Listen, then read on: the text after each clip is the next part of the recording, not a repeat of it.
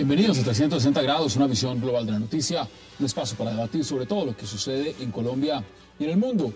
Y empezaremos hoy 360 hablando de un tema que todos los años se discute en Colombia a principios de diciembre y el cual toca a millones de personas. Nos referimos al salario mínimo. Como es costumbre, los trabajadores destaparon sus cartas exigiendo aumentos por encima del 5%, mientras los empresarios permanecen a la espera de las cifras del Banco de la República y el Departamento de Planeación Nacional para proponer su oferta. Sin embargo, se habla que el salario mínimo estaría entre 583.000 pesos y 595.000. Hoy, 360 grados a este debate. Y nuestro segundo tema de la noche estará centrado en una fecha límite impuesta por el presidente Juan Manuel Santos para culminar los diálogos de paz con las FARC, noviembre del 2013.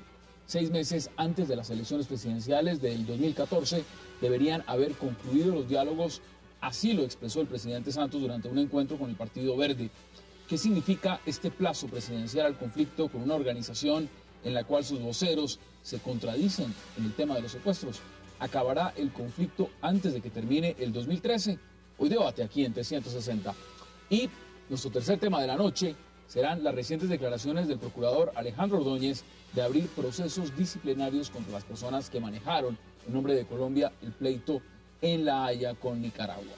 En una entrevista con María Isabel Rueda, el procurador Ordóñez anunció que envió una comunicación a la Cancillería para que remita todas las actuaciones que el Estado colombiano realizó en el tema San Andrés en La Haya para saber si hubo o no incumplimiento de responsabilidades, sobre todo en los funcionarios y en los cancilleres y negociadores. ¿Castigará Ordóñez a los responsables del desastre en La Haya o solo está haciendo ruido político? Esta noche lo debatiremos aquí en 360. No se vayan, en segundos empezamos con nuestros invitados.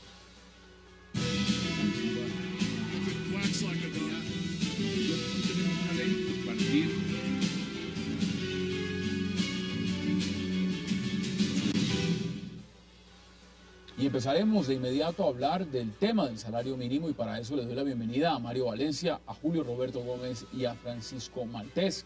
Caballeros, bienvenidos y gracias por aceptar esta invitación. No, muchas gracias a ustedes por habernos invitado. Mire, comienza la puja del salario mínimo y eso es una puja que empieza cada año. ¿Cómo la ve usted, Julio Roberto? Bueno, en tono menor, además porque tengo una fonía sumamente complicada, pero yo les quiero decir lo siguiente.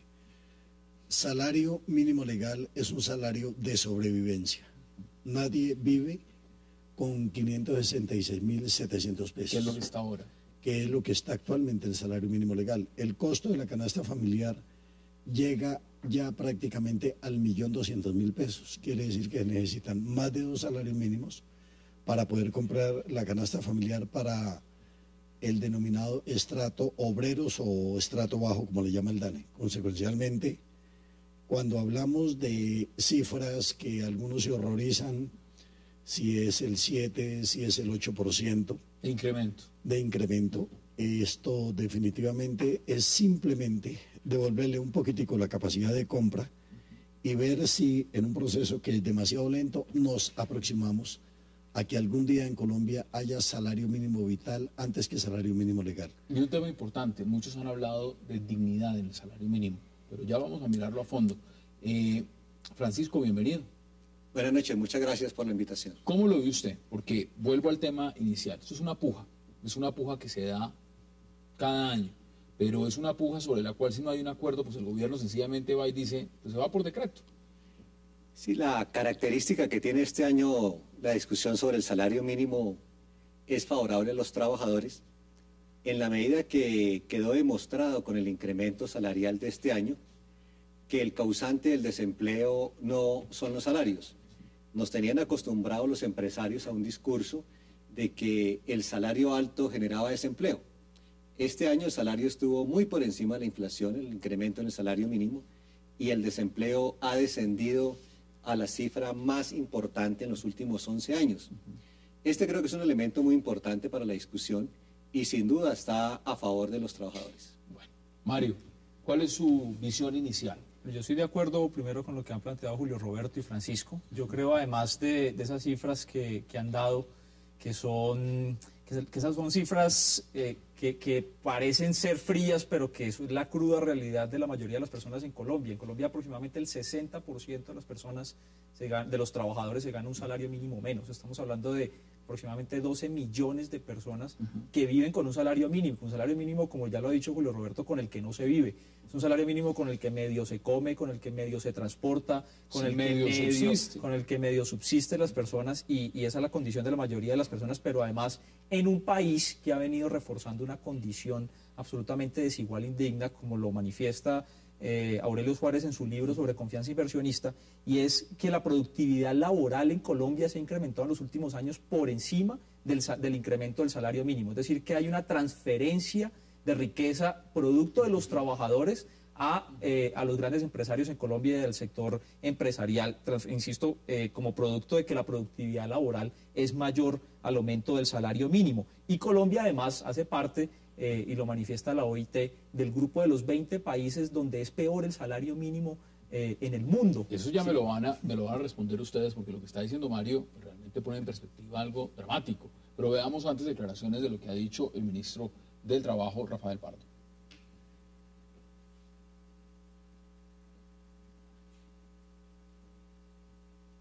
Bueno, ya mientras volvemos a las centrales del ministro, ¿es cierto que está en ese índice del salario mínimo en Colombia, entre los más bajos? Colombia no es el país más pobre del mundo, pero es uno de los 3 países más desiguales del mundo. Una realidad. Entonces hay una concentración de la riqueza impresionante. Un país que llegó al 1 millón de barriles diarios de petróleo, un país que tiene una riqueza minera impresionante, un país que posee 22 millones de hectáreas de tierra cultivable.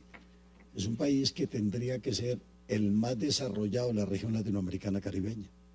Consecuencialmente, nos parece a nosotros que pretender mantener salarios indignos, condiciones de trabajo absolutamente inaceptables, no tiene sentido ni tiene presentación. Nosotros estamos apostándole a un salario que definitivamente... ¿Cuánto es ese incremento? Vamos al grano. ¿Cuánto es lo que ustedes plantean que se debería más o menos, ese porcentaje que debería subir? Bueno, nosotros estamos planteando tener en cuenta inflación causada, productividad, el aporte del trabajo, del factor trabajo, más que el aporte fue superior al del capital. Consecuencialmente podríamos estar hablando de 1.5 o 2 puntos de productividad y unos 2 o 3 puntos por de entregarle un poquito más de capacidad de compra al salario mínimo legal es fundamental. Súmamelos. ¿Cuánto da? Entonces eso podría dar el 8%. 8%. El 8%. Hay quienes hablan del 10%. Y hay quienes hablan del 10% legítimamente, pero aquí como no es el que más pida. Porque entonces con el 10 alguien dice, bueno, eso es el 250%. Consecuencialmente, nosotros lo que estamos diciendo es un incremento salarial que significa lo que decía el compañero Maldés, darle capacidad de compra a la gente, y eso combate el desempleo que he demostrado y no permite niveles de inflación mayores, que era la vieja tesis que se esgrimía, que a mayor incremento salarial, más desempleo y más inflación, y quedó demostrado que definitivamente no es así. Veamos las declaraciones de Rafael Pardo, a ver si las tenemos en este momento. A partir de la semana entrante, los gremios presentarán una propuesta unificada, es lo que nos han dicho, y las centrales de trabajadores también están en el propósito de presentar una propuesta unificada. Pero repito, la cifra es resultado de una visión, o sea, no es llegar con una cifra, sino es una visión de cómo se ve que debe crecer la economía, cuál es el aporte del trabajo en esa economía, cuáles las circunstancias, digamos, del ambiente nacional e internacional. No es llegar con una cifra, dice el ministro. ¿Qué dice usted al respecto? No, yo creo que sí hay que llegar con una cifra porque de ahí se comienza a negociar, pero además en este país ha venido haciendo carrera la tesis de que el hecho de pagarle más a los trabajadores significa que se van a generar menos empleos formales, tesis que no ha sido demostrado y no tiene antecedentes en la literatura económica, no existen estadísticas serias sobre eso, pero que además en Colombia se ha venido profundizando esa condición en la medida en que se han hecho reformas laborales, se han hecho reformas tributarias que afectan la capacidad adquisitiva de los trabajadores, es decir, son reformas que castigan el ingreso de los trabajadores con la teoría de que eso va a generar más empleo, si ha ocurrido todo lo contrario, las tasas de desempleo ha venido aumentando. En la única parte donde disminuye la tasa de desempleo en Colombia es en los computadores del DANE. Pues claro, si uno considera que una persona que trabaje durante una semana 1 hora, remunerada o no remunerada, ya no es desempleado, pues por supuesto que así se genera cualquier cantidad de empleos. Pero además esa tesis está fundamentada en esto. Es una tesis de que disminuir los costos genera más empleo. Entonces, como hay una importante dirigente política en Colombia que manifiesta que bajo esa tesis, entonces llevar los costos salariales a cero significa que va a haber pleno empleo en Colombia. Entonces tendría, hay un estudio del Banco de la República del año 2003 o del año 2004 que plantea que bajo esa lógica de disminuir los costos salariales para aumentar el empleo, el salario de mercado, el salario que permitiría que en Colombia hubiera pleno empleo sería aproximadamente de 150.000 pesos. 150.000 pesos. O sea que si tuviéramos salario de 150.000 pesos habría empleo para todo el mundo. Ay, Dios mío. Bueno, cuénteme usted cómo ve esas cifras con 150.000 pesos, porque uno de los puntos importantes, y usted lo quería traer sobre la mesa, ya lo puso Julio Roberto, es el tema de la canasta familiar. Es cuánto vale realmente una canasta familiar. Usted dice 1.200.000. Más o menos. Más o menos. ¿Cómo puede realmente, y esa es la pregunta de fondo, cómo puede sobrevivir una familia, una madre, por ejemplo, cabeza de familia que se gana el salario mínimo, con 3 hijos, teniendo que llevar toda la carga prestacional, todo lo que significa eso, más descuentos, más lo que sea? ¿Cómo puede hacer un colombiano normal? Bueno, estamos sobreviviendo, dice Víctor Heredia, y aquí con los 550.000 pesos las familias sobreviven. Eso tiene incidencias en los niveles de escolaridad, en el rendimiento académico, en la deserción estudiantil. Todo. En los estratos bajos es donde se presenta mayor deserción, menores calificaciones, donde hay menos rendimiento escolar. E indudablemente tiene incidencias en el mundo del trabajo. A menores niveles de alimentación, de ingesta de proteínas, los trabajadores se ausentan más del trabajo. Entonces se afectan los hijos, se afecta al trabajador, todo. Se afecta absolutamente todo. Creo que los empresarios deberían de tener una visión más flexible de cómo son más eficientes sus trabajadores, son más productivos, pagándole lo que les corresponde. De esta manera se disminuyen los índices de desigualdad en la distribución del ingreso. Claro. Recientemente ha dicho la CEPAL que Colombia es uno de los países que tiene mayor desigualdad en la distribución del ingreso. Es el tercero, solo lo superan Bolivia Haití y Angola. y Angola en el mundo. Y en la región, Bolivia y otros. Es una cosa impresionante. Entonces necesitamos hacer unos incrementos salariales muy importantes de manera de que esa brecha en la desigualdad de la distribución del ingreso se disminuya. Claro. Y un mecanismo está haciendo un aumento salarial significativo para el año 2013. Ya me va a decir usted el porcentaje, porque ya Julio Roberto me dijo más o menos cuánto calculaba él que debería ser alrededor del 8. Ya me dirá usted cuánto es. Hagamos nuestra primera pausa y ya regresamos para seguir debatiendo lo que significa esta puja en Colombia por lo de siempre. El salario mínimo en esta época ya de diciembre. No se vayan, ya regresamos.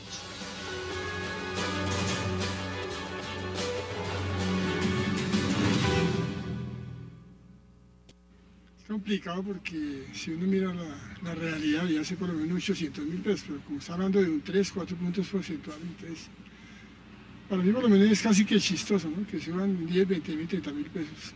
Ojalá quedar en unos, 650.000 pesos, pero creo que nunca lo van a poner por ese precio. Yo creo que deberían duplicarlo. Es que aquí tenemos un problema grave y es que pedimos el salario mínimo. No es salario mínimo lo que se debe dar, sino el salario justo. Por lo menos en 610, 620. Yo creo que se le debería subir el 10%, que pase de los 600. Pues en realidad debería quedar mucho más alto, por lo menos en unos 700. Yo sé que eso afecta al resto de la economía, pero es que los gastos van aumentando. Los gastos van aumentando por encima de 600, dicen 620, 625 y otros dicen hay que doblarlo. Miren, hay genios en Colombia que han propuesto acabar con el salario mínimo, ¿no es cierto? Sí, hay un exministro de Hacienda, Carrasquilla, que planteó que el problema del salario mínimo en Colombia era que era muy alto y había que eliminar el salario mínimo. O sea, acabémoslo. Sí, recientemente, eliminar el salario mínimo, que no haya un piso mínimo para definir el salario mínimo, porque lo que ellos dicen es, en Colombia hay muchas personas que no se ganan el salario mínimo, entonces la solución no es llevar a esas personas que no se ganan el salario mínimo a que se lo ganen, por lo menos ese mínimo, sino eliminarlo para que no haya un piso sobre eso. Todos más pobres. El exministro también, Guillermo Perry, en estos días planteó lo mismo, y todo eso además con una razón. Miren, yo ya he mencionado aquí una cosa, y es que el promedio mundial de salarios en el mundo es de 2.654.000 pesos. Ese es el promedio de salarios a nivel mundial según lo que define la OIT, 5 veces más que lo que se lleva aquí. Pero además, la inflación, el aumento del salario mínimo en Colombia, que es el que logran las centrales sindicales en esta mesa de concertación con el gobierno y con los empresarios, está medido es por la inflación general, por la inflación general de todos los colombianos. Sin embargo, los sectores de ingresos bajos en Colombia tienen inflaciones superiores a las de inflación general. El año pasado la inflación de los alimentos fue como del 5.7% y la inflación general fue del 3.7%. O sea que solamente los alimentos ahí se queda la inflación de el incremento de los salarios. Y eso que ustedes han luchado justamente por esos incrementos y porque esté por encima de la inflación. Si no, ¿cómo sería la situación? Además de eso, habría que decirle al doctor Perry, habría que decirle al ministro Carrasquilla que se vayan unos 6 meses a vivir con el salario mínimo legal para pagar arrendamiento, comprar la canasta alimentaria, pagar servicios públicos. Aquí tenemos congresistas que no pueden, necesitan subsidio para la gasolina, porque no les alcanza para la gasolina. ¿Usted se imagina lo que podrían hacer con un salario mínimo? Y ganan 22 millones de pesos. Y ganan 22 millones de pesos. Doctor Julio Roberto, sobre lo que es un salario mínimo, ¿para qué alcanza? Uno dice, bueno, ¿qué es un salario mínimo? Un salario mínimo se paga un arriendo de 300.000 pesos, 60.000 pesos de servicios, 70.000 pesos de transporte, 100.000 pesos mensuales de alimentación. Imagínese una alimentación con 100.000 pesos mensuales, y le sobran 36.700 pesos para pasear, para vestirse, para estudiar. Es decir, aquí no estoy hablando pues de ir a cine, no estoy hablando de comerse un helado, por ahí 36.000 pesos al mes le sobran. Ahora, seamos entonces pragmáticos y seamos realistas también. Cuando el gobierno ha puesto, yo aquí tengo cifras, por supuesto esto verlo en años, pero me voy a la lista que tengo, salario mínimo en el año 1990, era de 41.025 pesos. En el año 95 era de 118.017 pesos. En el 2003 subió a 332.000.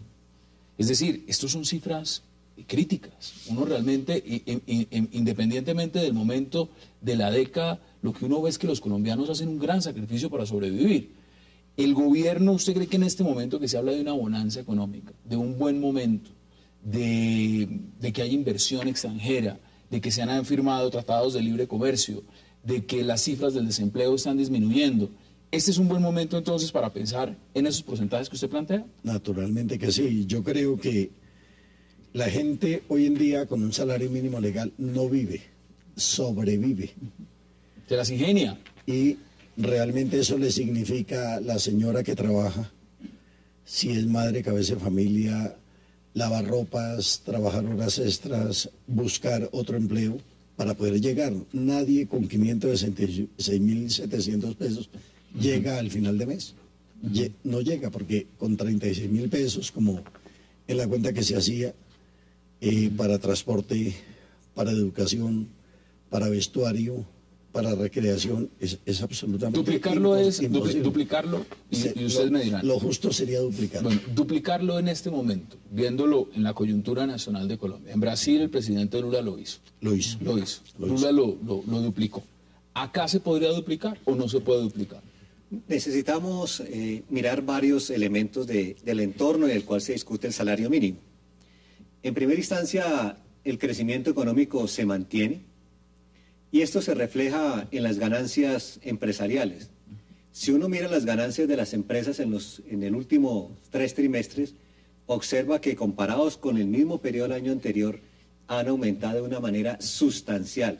Hay empresas que han aumentado las ganancias 20-25%. O sea que un aumento salarial se puede hacer de una manera muy importante, en un porcentaje muy importante. Pero también en esta coyuntura política que está viendo el país, necesitamos que sean flexibles los empresarios, que el gobierno entienda el momento político que estamos viviendo, para que el diálogo civilista y democrático dé resultados favorables para los trabajadores y permite que se continúe desarrollando la economía. Mire lo que dice ANIF. La ANIF dice que para el 2013 se debe incrementar en un 4.2%. Es decir, llevarlo a 590.755 pesos. Dice, todos los análisis apuntan a tener una inflación en la vecindad del 3% al cierre del 2012.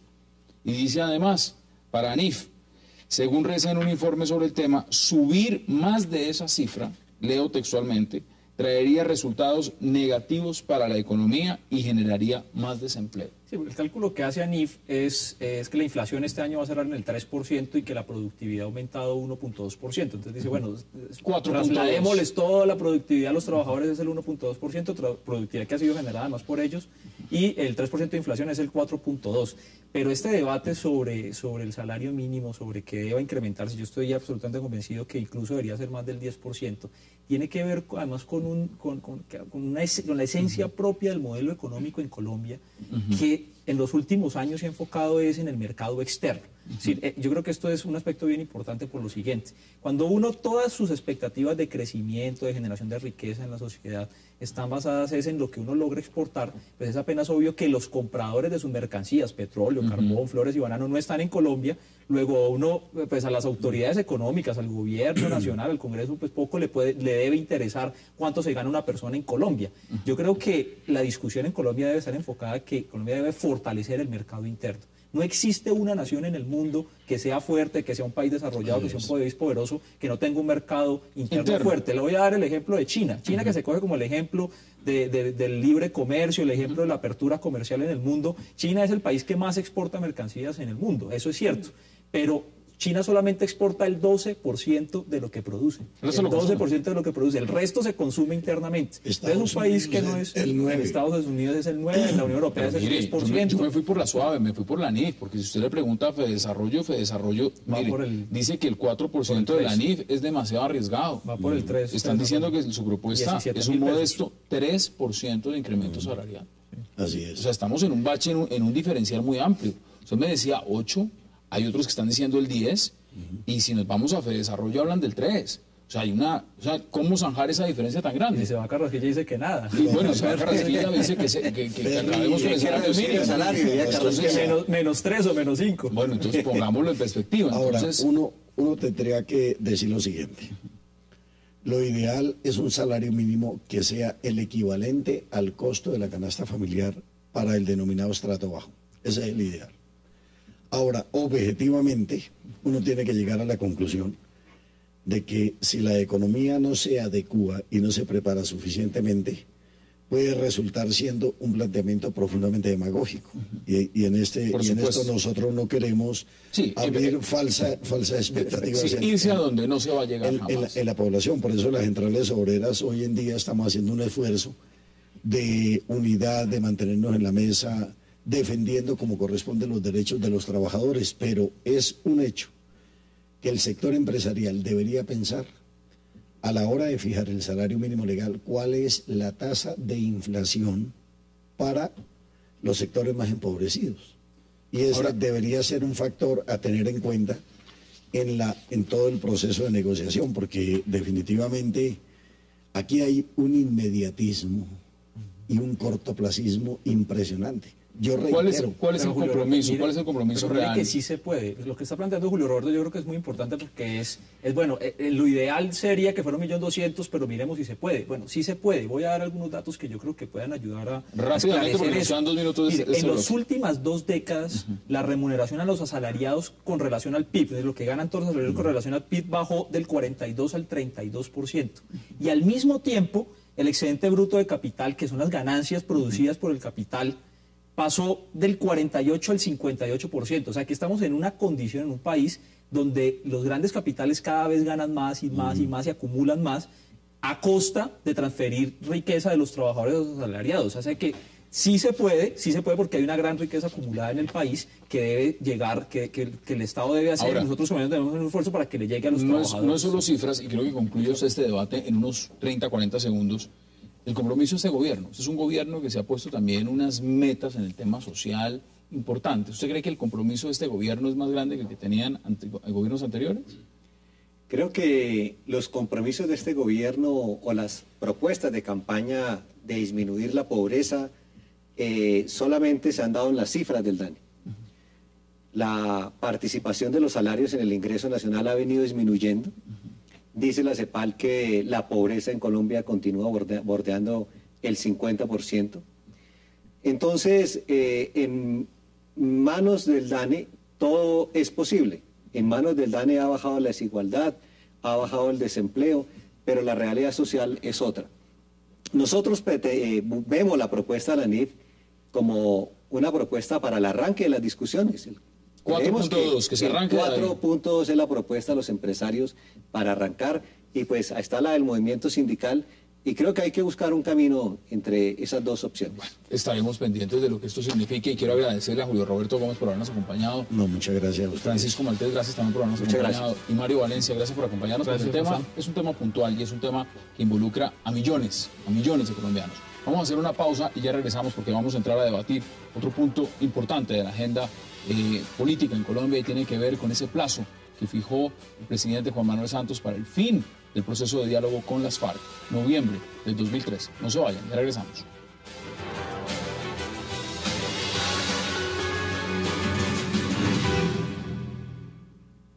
Si vemos que realmente están jugando a posicionarse nuevamente ante la opinión pública internacional, que en eso tacan burro, en el sentido de que no se van a poder posicionar, todo lo contrario, si no aprovechan esta oportunidad van a quedar peor que antes, que eso tengan absolutamente claro. No les van a quitar el título de terroristas ni en Europa ni en Estados Unidos hasta tanto no lleguemos al final del conflicto. Regresamos a 360, escuchamos las palabras del señor presidente de Colombia, Juan Manuel Santos, y para debatir sobre lo que significa ese plazo, un plazo que dio el señor presidente de noviembre del 2013 para la agenda que se está llevando a cabo con las FARC en Cuba, pues para debatir ese tema le doy la bienvenida a Salud Hernández Mora. Salud, bienvenida, gracias por acompañarnos. A Fernando Cepeda, gracias también por acompañarnos. Al senador Luis Carlos Avellaneda, gracias por acompañarnos. Y a José Luis Gaviria. Gracias. Bueno, fecha noviembre del 2013. ¿Cómo ve usted esa fecha? Pues una embarrada del presidente, porque el presidente puede decir noviembre, diciembre, el año que le dé la gana, las FARC van a hacer lo que quieran.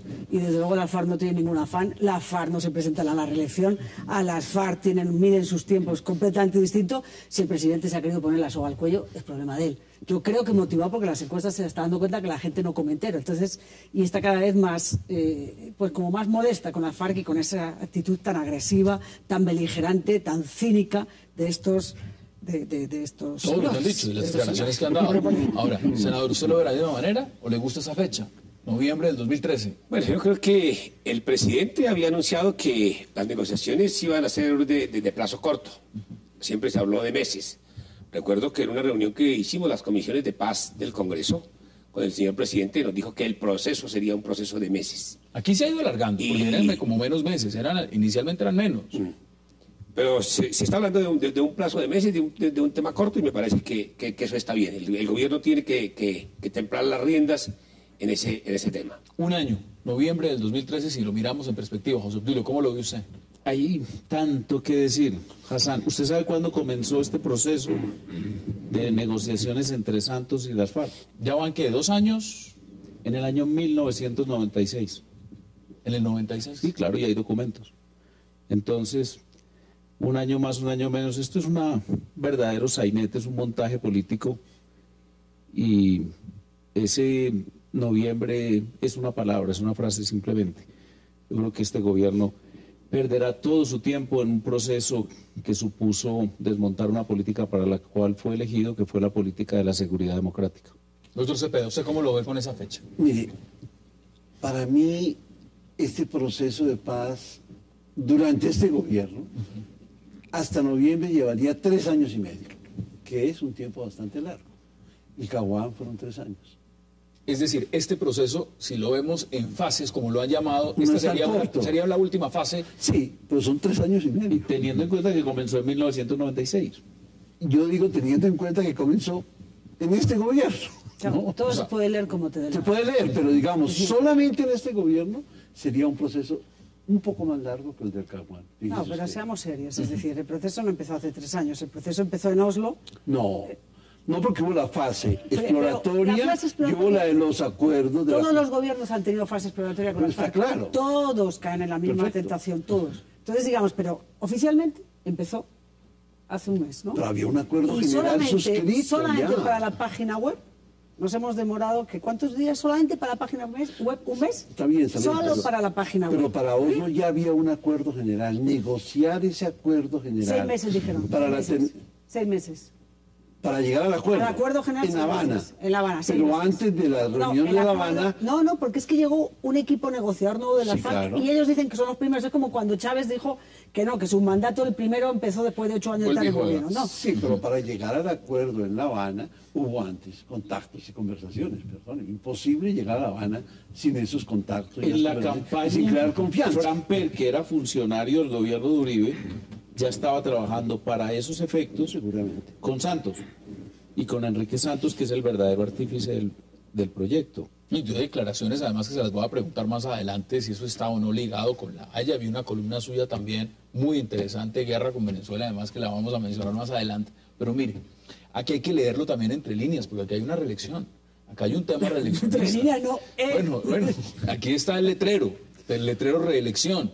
Frente a lo que eso significa el letrero reelección, y si uno mira los tiempos, las pausas, noviembre 13, las elecciones que serán en el 2014, ¿usted cómo lee esas señales? Pues muy grave porque es que todas las campañas políticas a presidencia de la República en los últimos periodos se han hecho con fundamento en el tema de la guerra y la paz. Y entonces los grandes problemas del país pues se siguen aplazando. Yo sigo viendo ahí el tema de seguridad democrática, paz, pero la paz construida como la se debe construir en el país, es decir, construir el Estado social de derecho, hacer de la educación el derecho fundamental de los colombianos y las colombianas, hacer de la salud no un negocio, como está montado desde la Ley 100 de 1993, sino un verdadero derecho para los colombianos, hacer del trabajo un epicentro marcado por justicia y equidad para la clase trabajadora, vivienda para los trabajadores, es decir, rescatar la dignidad de los colombianos. Yo no lo veo, y siempre seguimos aplazando, y siempre, perdón, Hassan, siempre nos siguen diciendo, no, pero es que tenemos que meter más plata para la guerra, mire.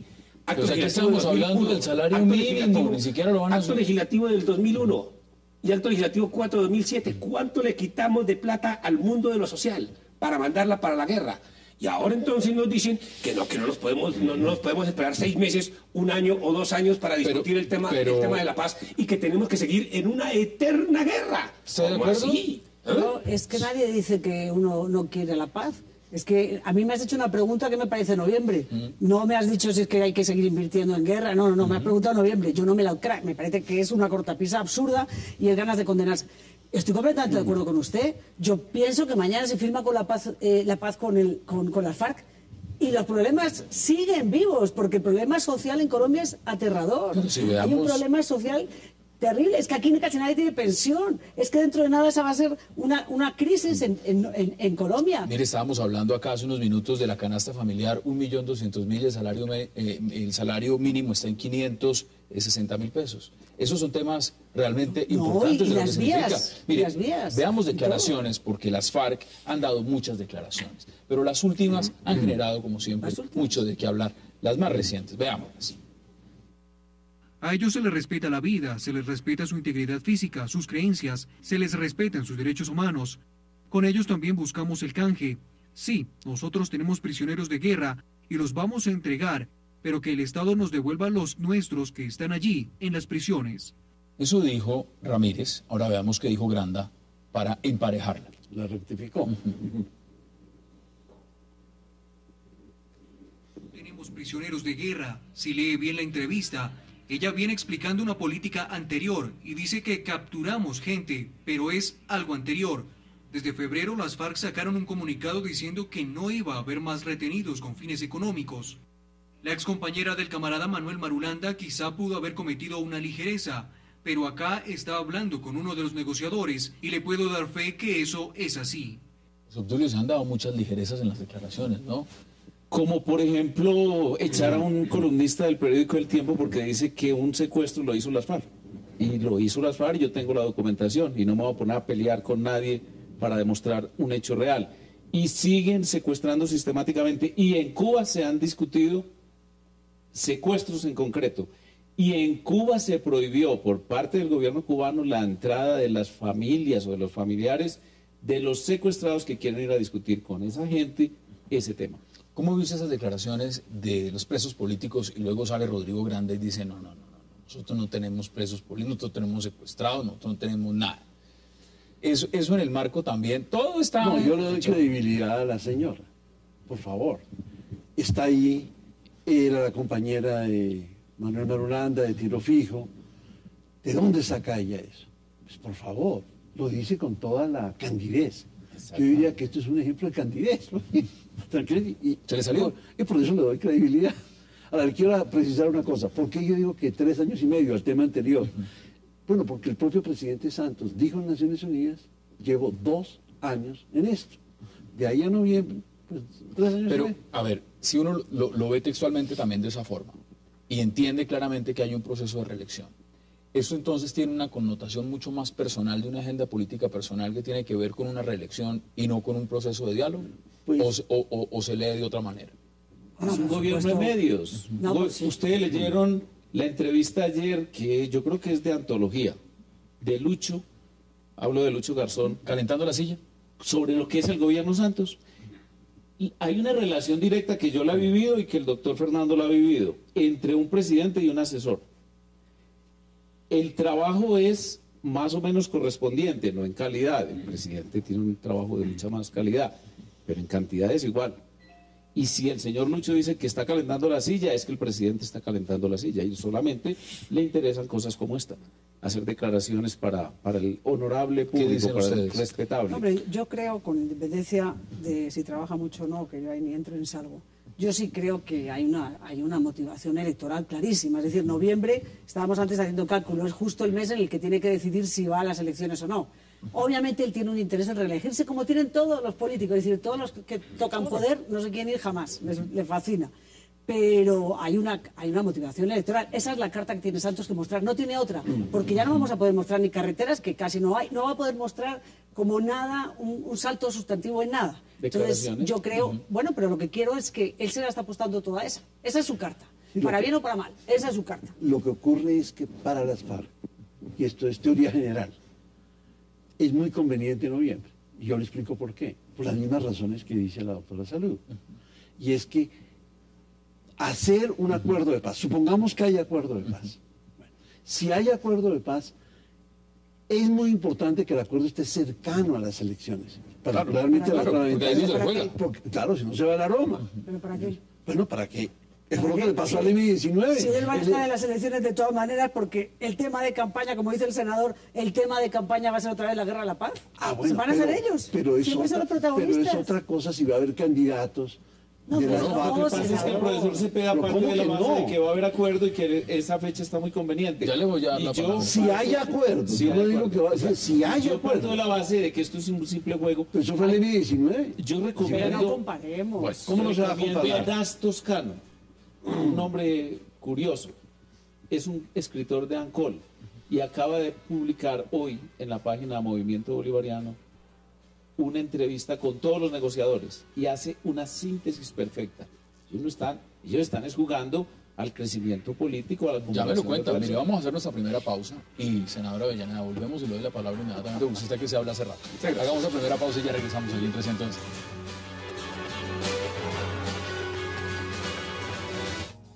Llegó a Colombia Fonte Celta, el agua mineral más pura. Fonte Celta, enriquecida con solidaridad.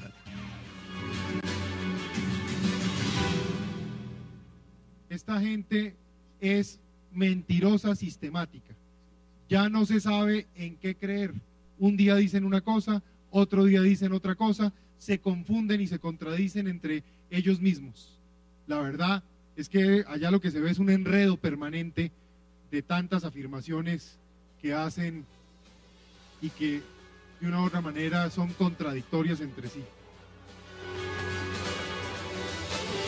Sobra decir que yo estoy de acuerdo con lo que dice el señor ministro de la Defensa. Suenan muchas contradicciones. Yo no sé qué estará pensando el doctor de la Calle cuando escucha al ministro de Defensa hablar que vaya a tirarse los diálogos, ¿no? Porque la orden también es esa. No vayan a perturbar las negociaciones. Pero a ver, senadora Avellaneda, veámoslo en la perspectiva, porque no solamente es el marco de la reelección. Veíamos, usted decía que desde el 96 el hermano del presidente Juan Manuel Santos, Enrique Santos, y él están maquinando este proceso. De unas declaraciones que creo que las leímos todas en la revista Semana, donde decía que eso está muy ligado también y que hay que tener mucho cuidado con las decisiones que tome Colombia en cuanto a cómo vaya a afrontar el acatar o no, o en enfrentarse con Nicaragua después del fallo de la Corte Internacional de Justicia. ¿Usted cree que todo esto está entrelazado? Yo creo que sí, pero es una papa caliente para el déjeme decir algo antes del tema de las mentiras de las FARC. En este tema de los secuestrados, pues claro, es una gran mentira, ahí está la contradicción bien evidente. Pero hay otra que a mí me duele mucho. Claro, me duele la de los militares que están secuestrados, pero es que la de los niños, la de reclutar a los niños, llevárselos forzadamente a la guerra, ¿no? Y decir, no, que es que el ejército hace lo mismo. ¿Cómo así? Si el ejército lo hace, no justifica que uno tenga que cometer una violación de derechos humanos, y menos con niños. Entonces a mí eso me parece muy, muy grave. O lo que dijeron de las víctimas, que las víctimas eran intrascendentales. Si para una guerrilla que dice tener motivaciones de orden político, de orden humanitario para irse a la guerra, ¿cómo así entonces que las víctimas son intrascendentales? Pues que esas contradicciones me parecen graves, pero me parecen graves por una cosa, porque es que todo proceso de paz debe marcarse en 3 principios y una finalidad grande: verdad, justicia y reparación. Y todo debe empezar por la verdad. Entonces uno sí tiene que decirle a la guerrilla, mire, vea, si usted se sienta aquí a conversar, entonces usted tiene que poner la verdad sobre la mesa. Pero eso pareciera que no están haciendo. La verdad nos debe llevar a la justicia nos debe llevar a la reparación de las víctimas. ¿Y cuál es la gran finalidad? Que esta tragedia de este conflicto de 5 décadas no se vuelva a repetir. Dicho eso, paso al otro punto. Pues claro que por supuesto que el presidente de la República tiene una finalidad. La finalidad es mirar a ver cómo se reelige, como fue la finalidad del expresidente Uribe en su primer periodo, decir, continuamos con la seguridad democrática, no alcancen los 4 años y me voy a más guerra. Nos había pedido en el primer periodo 6 meses, luego nos pidió 18 meses, luego nos pidió otro periodo y se comió los 2 periodos y no llegamos a la paz. Que eso sí tiene unas finalidades eminentemente políticas. Y mientras tanto, el pueblo sigue sufriendo esos horrores de la guerra y la no realización. Pero está todo ligado, está todo ligado. Esto, es decir, lo que pasa en La Haya está ligado a cómo Colombia se comporte o maneje el tema del fallo de la Corte Internacional de Justicia. Bueno, no lo puede haber previsto el gobierno que le iba... Es más, estaba convencido que le iba a salir bien las cosas. Yo creo que eso ya es hilar muy fino, porque ellos pensaban que iban a salir bien. Bueno, pensaban no, porque cuando el canciller dijo hace unos meses que iba a ser una cosa, es cuando empezaron a conocer que esas cortes son cortes políticas, nada que ver jurídicas. Entonces ahí se dio cuenta de que no iban a ganar todas.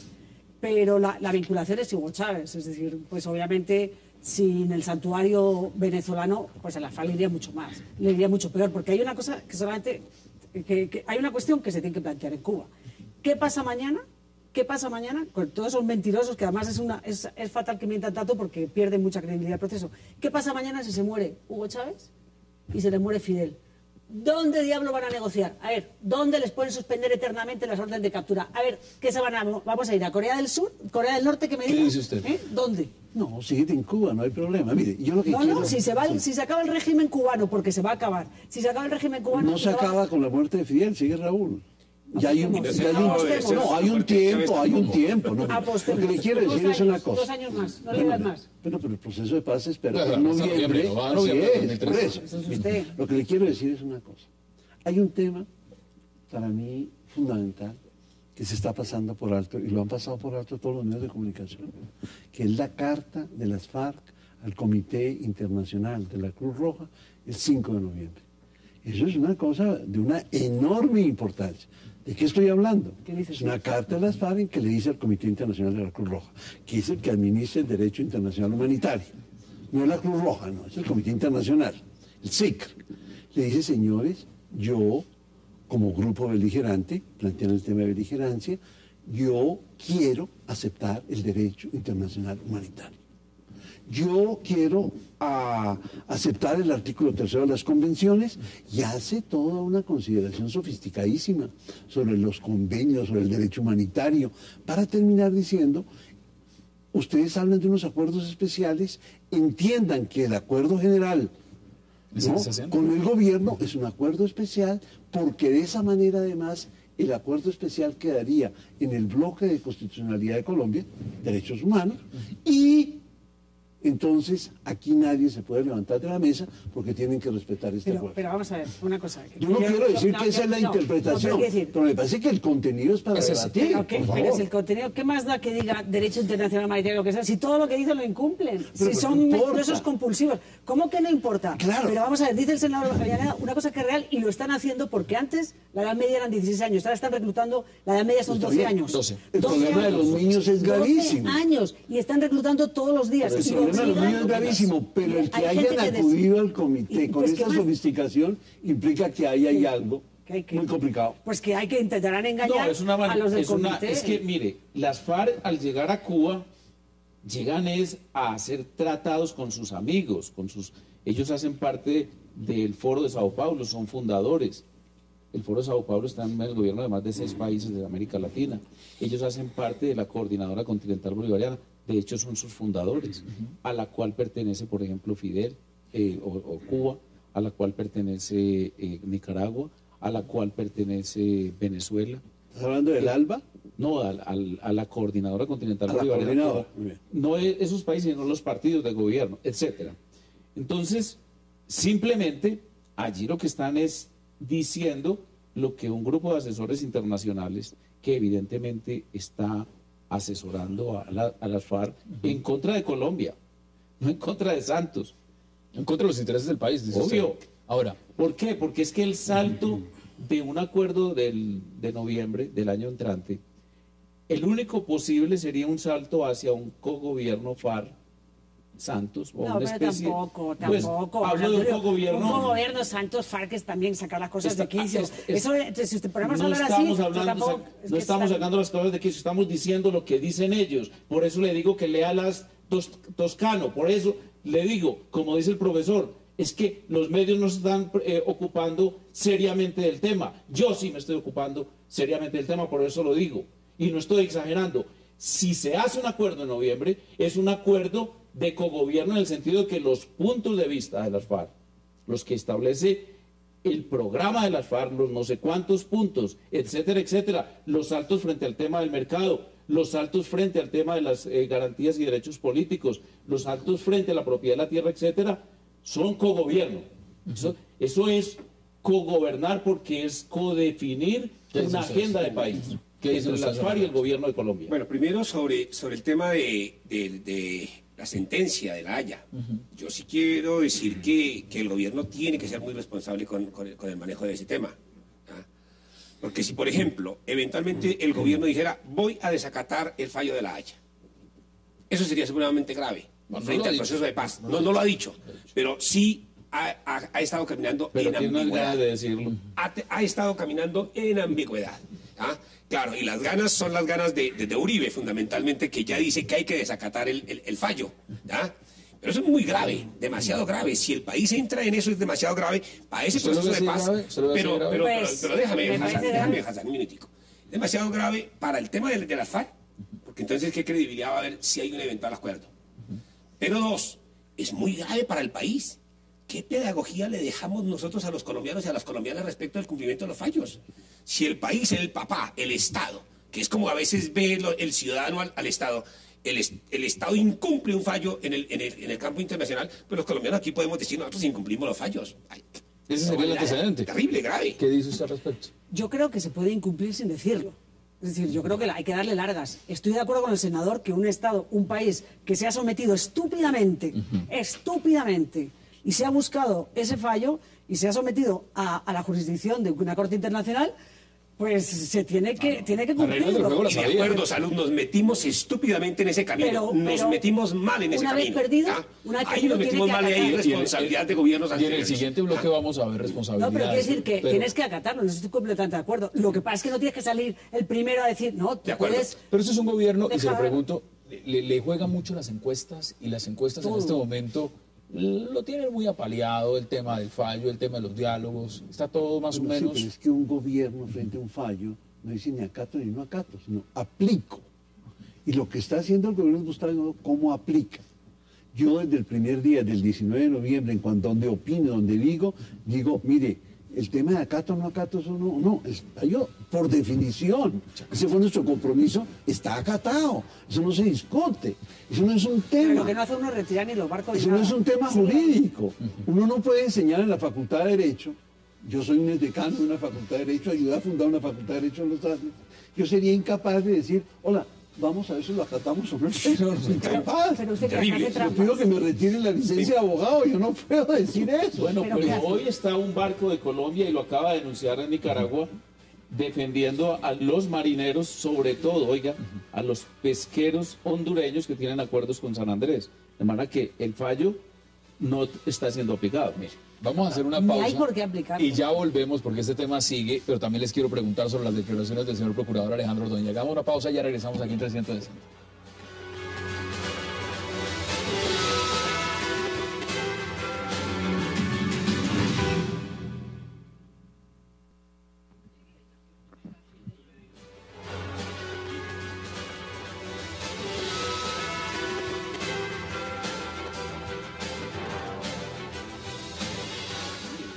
Regresamos a 360 y estamos viendo imágenes del procurador Alejandro Ordóñez, reelecto con 80 votos en el Senado.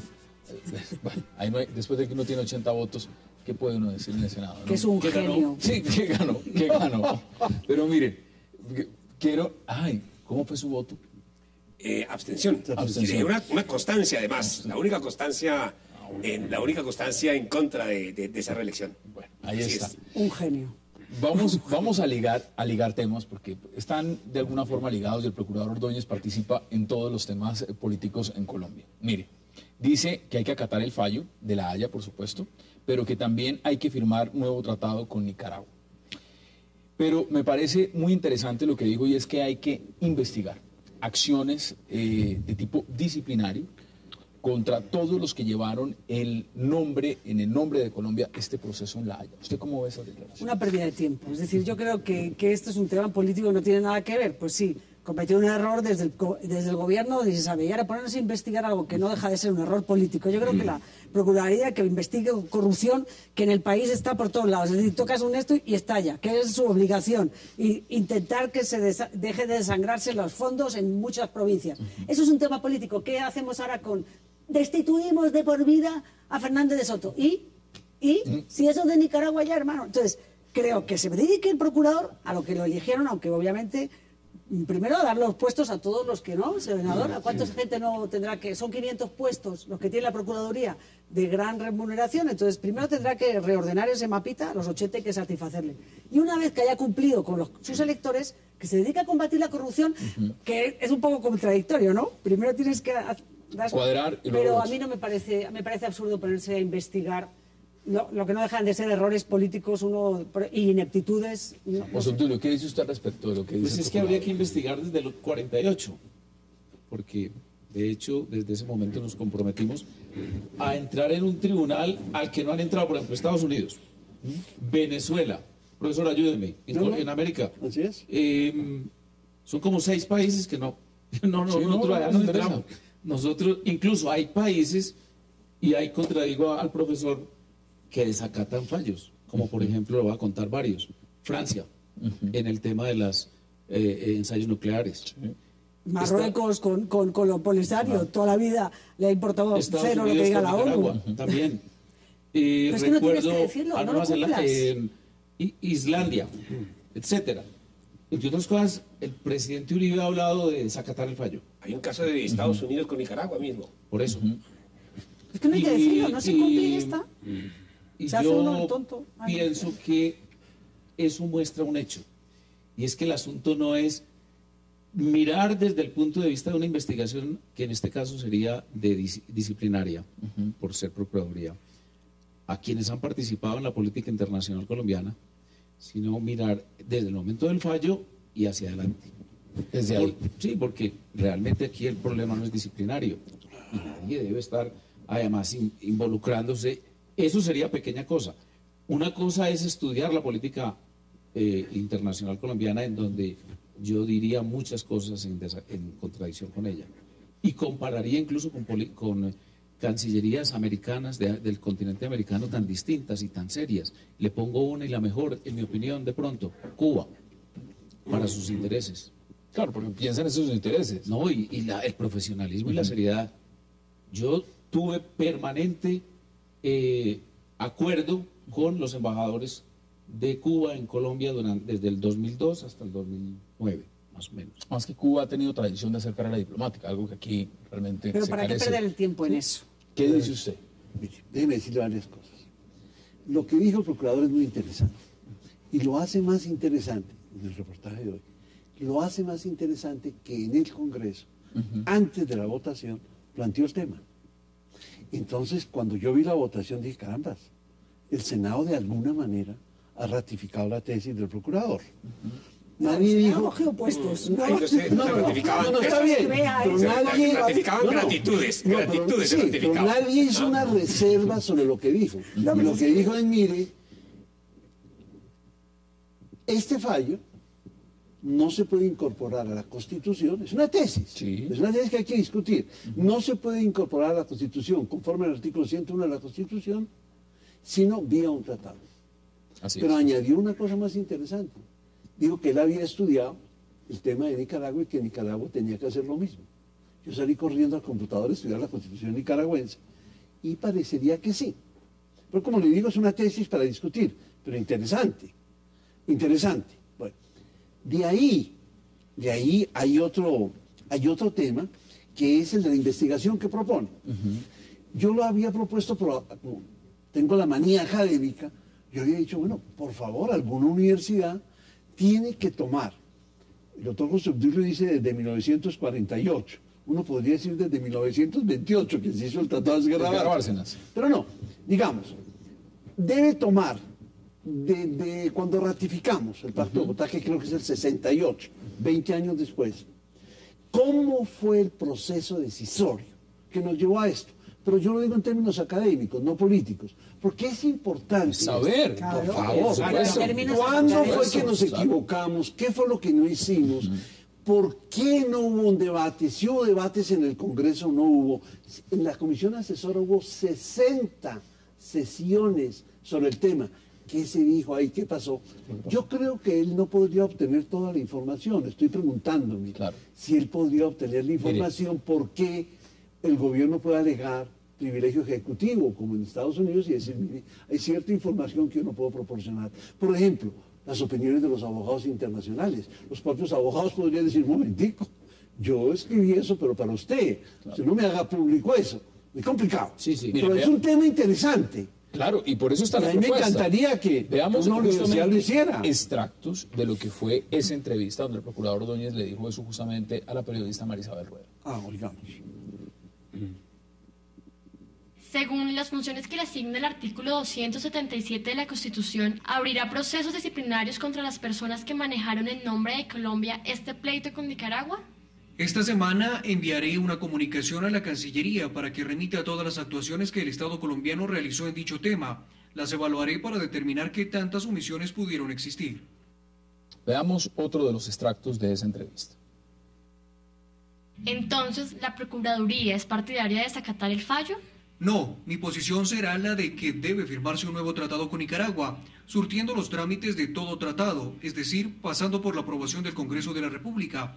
Eso lo dice el artículo 101 de nuestra Constitución. Eso es lo que usted estaba diciendo, doctor Cepeda. Justamente eso. Porque el artículo 101 de la Constitución dice cómo se reforman los límites. Pero eso es buenísimo. Y hay una sentencia de la Corte Constitucional sobre eso. No está. Y no figura en la sentencia del campo internacional. Nosotros también leemos esa fórmula. Pero por eso uno no le saca. Claro, porque esa es una salida. Es decir, teniendo que acatar el fallo, como parece que estamos de acuerdo, algunos, no todos, pero tú no estás de acuerdo, tú estás de acuerdo. Y ahora nosotros estamos de acuerdo en eso. Estamos con el doctor Fernando de acuerdo, y Salud parece que también está de acuerdo. Sabiendo que tenemos que acatar el fallo, lo que tenemos que buscar es el cómo. Así es. Y en el cómo, yo creo que el procurador tiene la razón. Algo ya habíamos explorado con el doctor Fernando en otro espacio. Es el camino del tratado. Pero yo le diría de una vez al gobierno, ojo gobierno, porque es que nos equivocamos una vez, no escuchando a las comunidades. Todos los gobiernos se equivocaron en eso. Entonces ahora, por ejemplo, algunos dicen, aquí lo dijimos con el representante de San Andrés. Entonces, todos los gobiernos sucesivamente se han olvidado de San Andrés. Entonces, ahora se nos exalta el patrioterismo. No, señor, hay que dejar ese centralismo, hay que mirar allá. Y hay que mirarlo con lo que es la idiosincrasia de la población raizal. Hay que mirar cómo ha vivido esa comunidad metida allá, enclavada con los jamaiquinos, con los nicaragüenses, porque hay lazos de hermandad, hay lazos de familiaridad, hay lazos culturales, hay muchas cosas. Mira, mandarnos a un desacato, mandarnos a una guerra, eso es terrible. Entonces, eso es... Ahora, claro, aparecen las cosas como muy fácil hacerlas. Antes de habernos, decir, cuando surgió el problema, lo que hemos debido decir es, hombre, ¿por qué no hacemos un tratado de acuerdo de pesca? El procurador está que entre otras cosas no nos lleve solamente a un tratado de pesca, que es una cosa fundamental para la población de allá por su seguridad alimentaria. Sino otro tema, es que eso no debe explotarse en términos de petróleo. Vamos a ver si esa es la posición que tiene Nicaragua. Ahora, José Obdulio, usted sí está en contravía. Mire, primero que todo, un tratado es una norma pétrea y el ius cogens establece que es inmodificable. El que haya una sentencia de un tribunal político como el de la Corte de la Haya que actuó como tal, eso no quiere decir que un país debe olvidarse de los derechos del tratado que protege el ius cogens y sobre todo el propio estatuto o el reglamento, no sé, de las Naciones Unidas. En el artículo que se refiere al tema, creo que es el 38, establece que los fallos de esa Corte deben fundarse en los principios del derecho, incluso establece que hasta los publicistas, está hablando de la doctrina, derecho consuetudinario, y todos los viola. Y entonces vamos a hacer un llamado a que porque ese tribunal es el que actuó y porque nosotros dijimos que lo aceptábamos, que se sale completamente de madre y dicta una providencia absurda desde cualquier perspectiva del derecho. Estamos hablando del derecho internacional, entonces hay que correr a acatarlo. Me parece muy bien lo que está haciendo el gobierno del presidente Santos, mantener las corbetas allá y proteger esos límites. Sí, no, yo creo que me parece como el procurador es un genio, como estaba demostrando que ha jugado sus cartas de una habilidad. Ha jugado sus cartas, me parece buenísimo, porque esto es como cuando no quieres que avance algo y se creas una comisión. Entonces, creemos una comisión para estudiar un futuro tratado para luego ver cómo lo hacemos y tal, y eso que nos puede llevar 10 años, 20, los que sean. Y mientras mantén tus corbetas y sigue haciendo allá. Es decir, yo creo que tú no puedes salir como presidente, como jefe de Estado, es decir, desacato un fallo cuando tú te has sometido a esa Constitución, pero hay maneras como poco sucias, pero hay maneras de no acatar un fallo que es totalmente injusto. Bueno, ahora la diferencia entre Uribe y yo mismo es que nosotros sí decimos, hay que desacatarlo. Y además... ¿Y por qué Uribe no hizo algo? Porque tuvo 8 años. Error, él mismo lo ha dicho. Ah, bueno. Es que yo creo que esa Cancillería... No podía hacer nada. No, pero lo que podría es haber... Ya no podía hacer jurídicamente nada. Está haciendo lo que tiene que hacer hoy como líder de esta nación. Es un error, ¿no? Como uno de los líderes de esta nación, llamando a que una sociedad se una alrededor de unos derechos que le confiere, insisto, que eso suena para los televidentes muy raro, ius cogens, pero estamos hablando simplemente de la protección de la inviolabilidad, inmodificabilidad y no alteración de los tratados. Pues lo único que hay que hacer es lo que hacen muchos países, no cumplirlo. Punto. Vamos a hacer la última pausa y le doy de inmediato la palabra. Ya regresamos aquí en 360.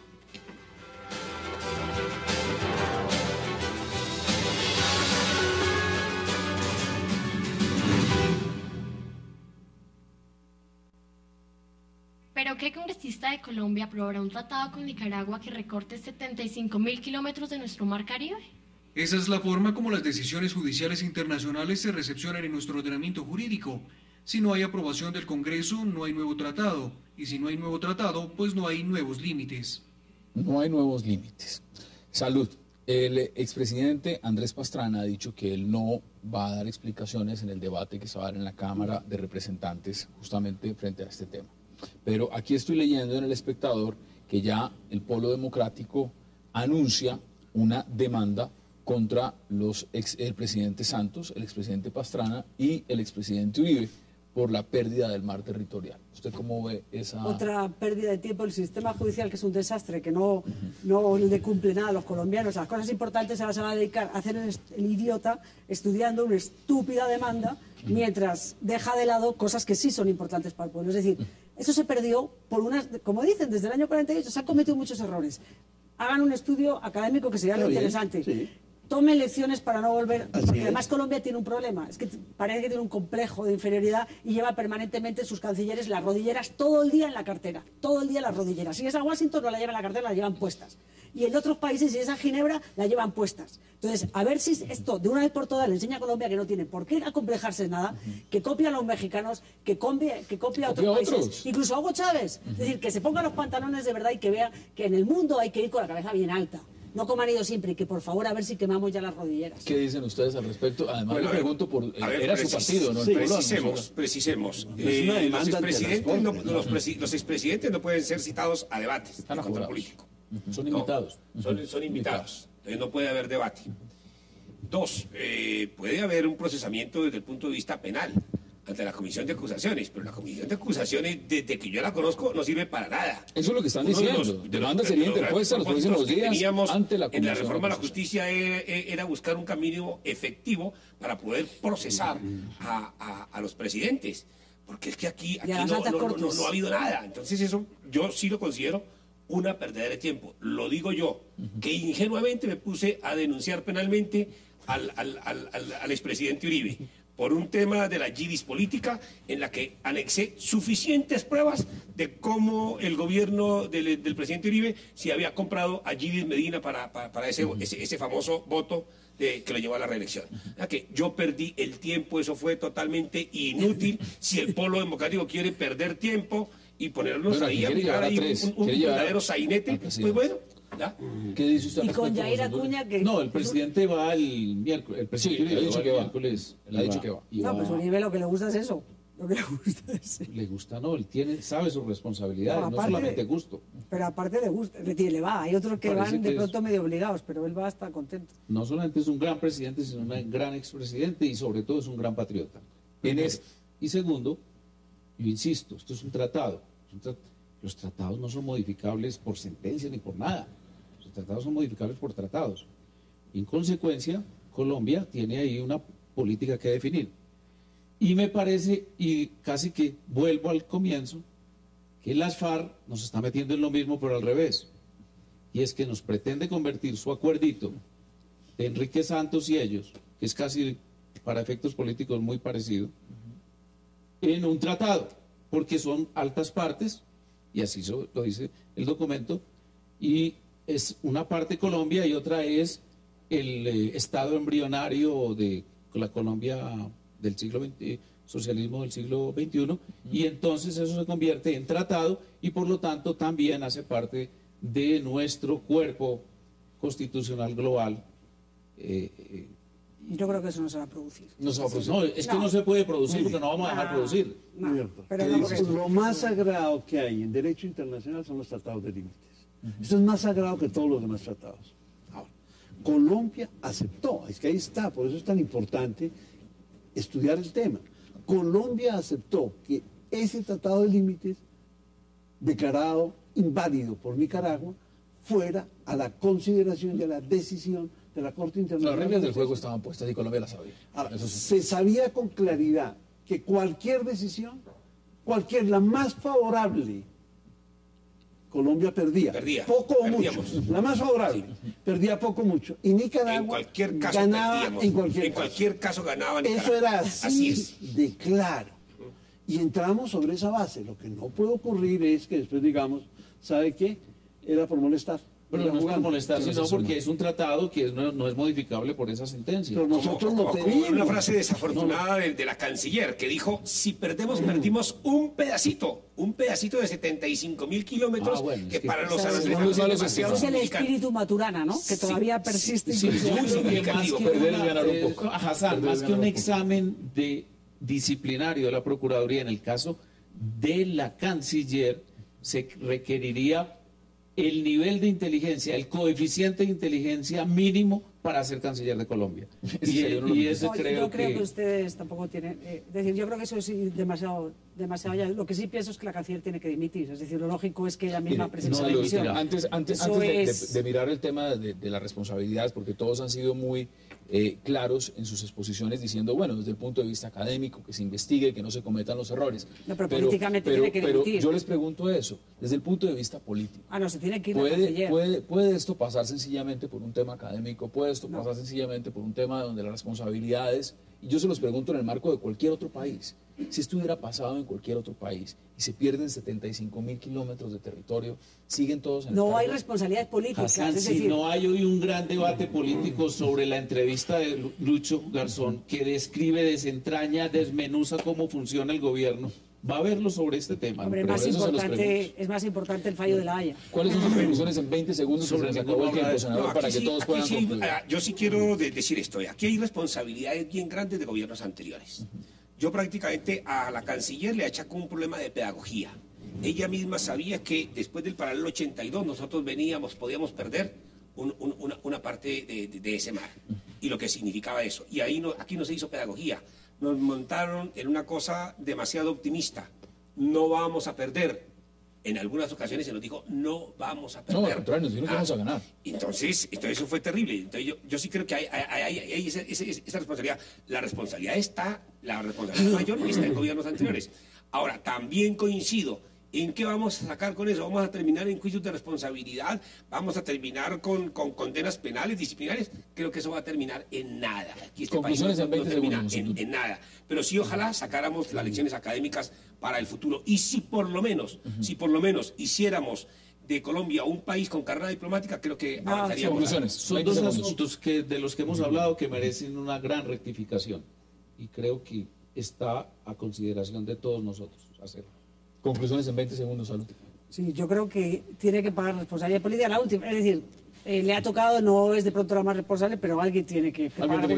Y como dice, me sumo a lo del senador Avellaneda, si conseguimos que la diplomacia colombiana, aparte de ir con dignidad, con la cabeza alta, no sea para pagar favores políticos de todas las campañas, es decir, si conseguimos que los gobiernos no paguen los favores políticos con puestos diplomáticos, con ineptos, por favor, pues ya habríamos conseguido algo.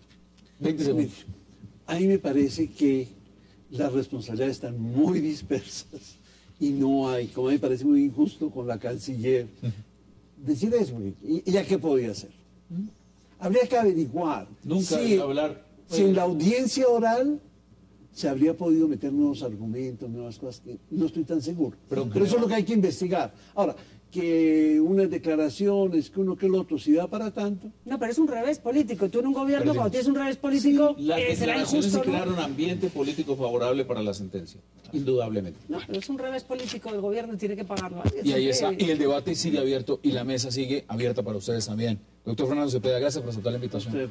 Salud, Hernández Mora, como siempre, gracias por aceptar la invitación. Senadora Avellaneda, gracias también. Gracias, y José Pablo Gaviria, gracias por aceptar la invitación. Y a ustedes, gracias por acompañarnos. Tenemos una cita mañana de nuevo aquí en 360 para seguir debatiendo la agenda política de Colombia y del mundo. Hasta una próxima oportunidad.